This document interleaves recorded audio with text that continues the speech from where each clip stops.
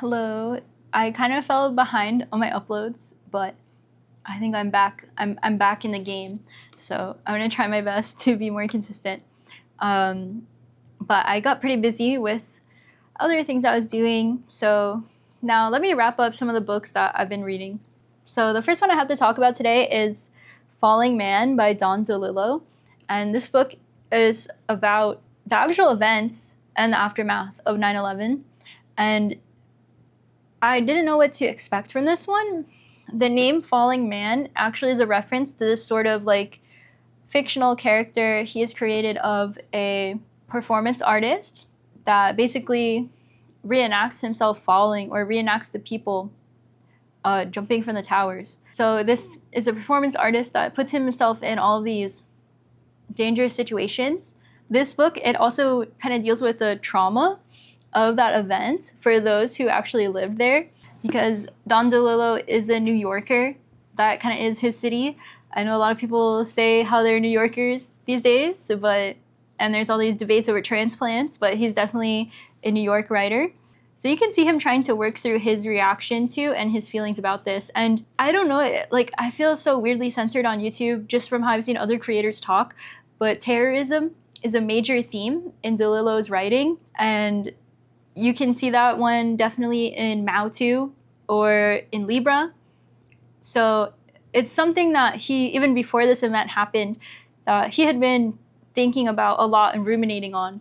And I do think this book takes an incredibly interesting perspective. It puts you in the point of view of the actual hijackers, and as well as the people who were at the scene when it happened and those dealing with the aftermath. And I feel like it is a really good combination. He pulls it off really well, because this is one of the books that could be considered as being in his late style.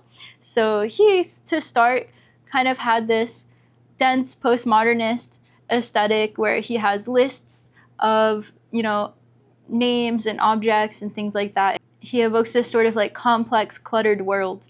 But most of his later books have a much more sparse sense of prose. I mean, it is there as well in his earlier works, but there's just a very noticeable shift in style. And I honestly really love it. I love both. He's like one of my favorite authors. I love that I read this one article and they sort of compared him to this like American Beckett figure, that he's writing about these all white, like washed out supermarket aisles as this like spare negative space that forces us to have some sort of existential experience. I don't know, I think it's incredibly interesting. Basically, before I went into this book, I thought it would actually be about the performance artist more, because I had read an article about that, but he's actually a very small character. And I feel like most of it has to deal with language, not having the language to express something or to even think through a certain feeling. The characters, like one character practices a sort of like physical therapy for his wrists, so he's just describing like the sort of motions that he does. And one of the characters leads a sort of journaling group for people who have dementia or are losing their memories or losing their capabilities to utilize language. So he really pushes it to this sparse place in order to capture this sense of fragmentation and disorientation and the way that trauma can disrupt our ability to articulate our pain. So like this one, I might not recommend it to everyone. You kind of have to like this sort of style. But I really enjoyed it. And I would say while I'm talking about him that my favorite late DeLillo is The Body Artist. I really like that one, and that one's like 90 pages long. It's like super short. Maybe it's a little more than that, but I would recommend that one. So now I'm gonna get into some rough territory here because I read some books that I don't really know how I feel about. So I finally got around to reading my first book by Honor Levi.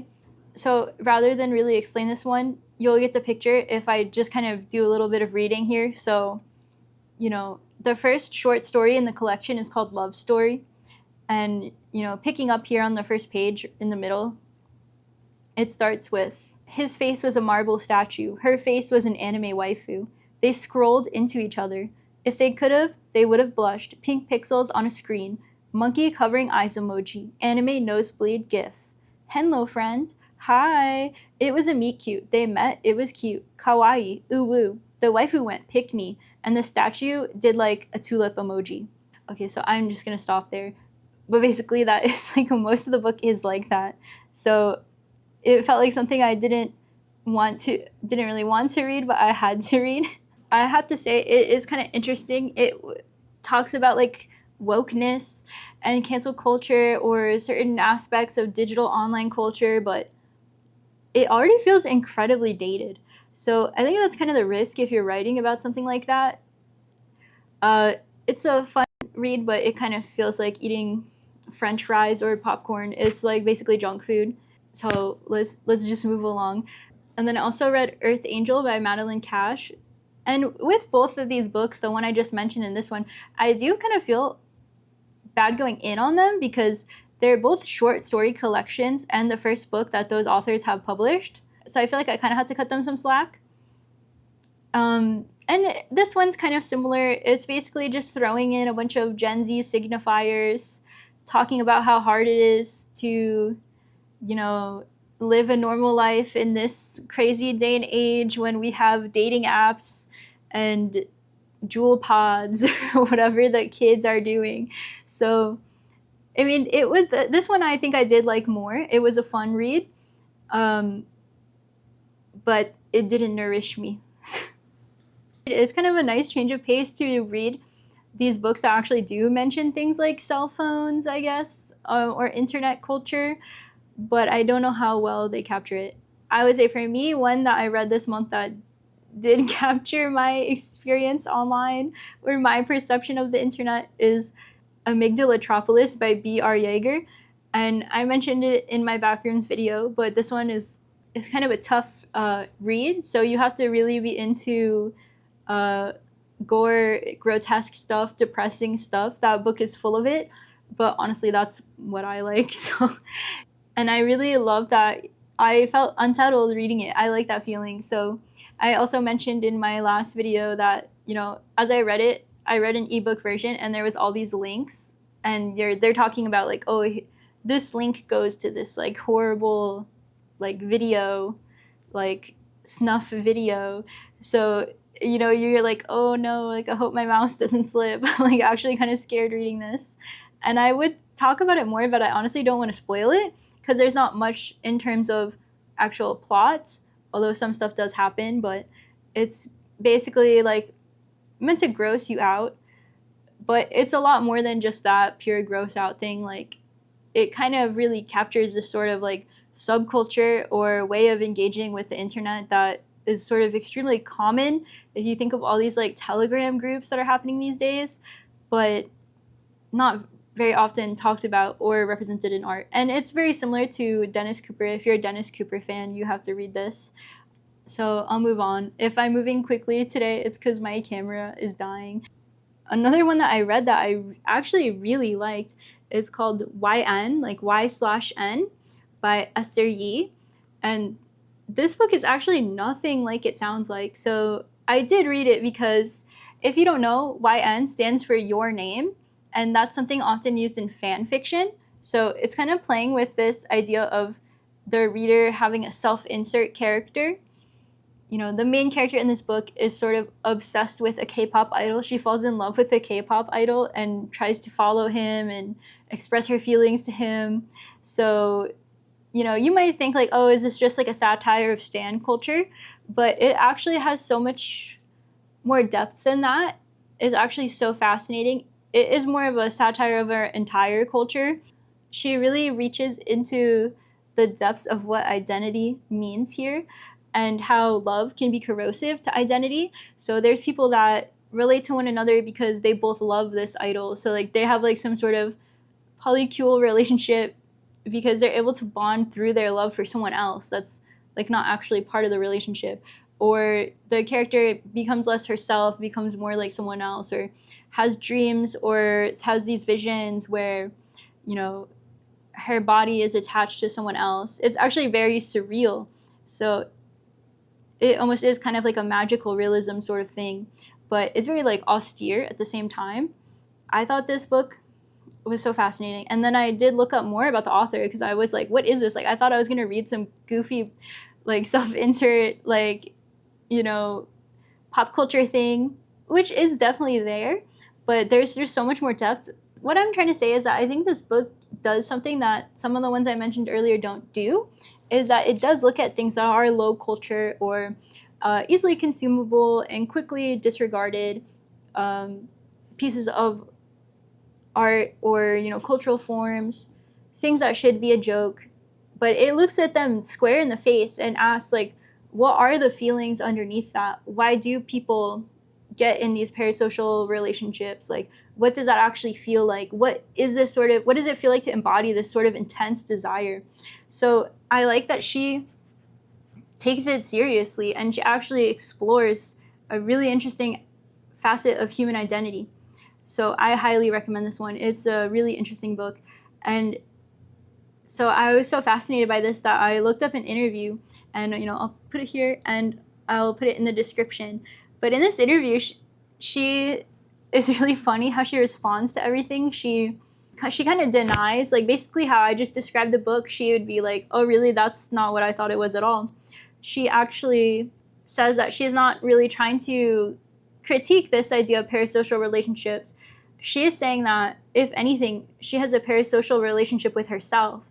Because when it comes to these sort of categories or identity markers, no matter how serious or silly they are, from being like, you know, if you are a K-pop stan, like, oh, this member is my bias, this is my favorite. It's like, okay, that is a very flat way of thinking about something as complex as your identity. So when we have all these things, you know, just as you might say, oh, this YouTuber is a booktuber, or this YouTuber makes beauty content, and I can relate to them because I trust they'll give me good recommendations because this parasocial like bond I have with them based on these limited conditions. You can also apply that to yourself if you're constraining yourself to understanding yourself only in certain terms. So I just like how she plays with the fluidity of identity. And I don't think I've ever heard anyone say that before, like, oh, I'm parasocial with myself. She really turns these ideas on their head.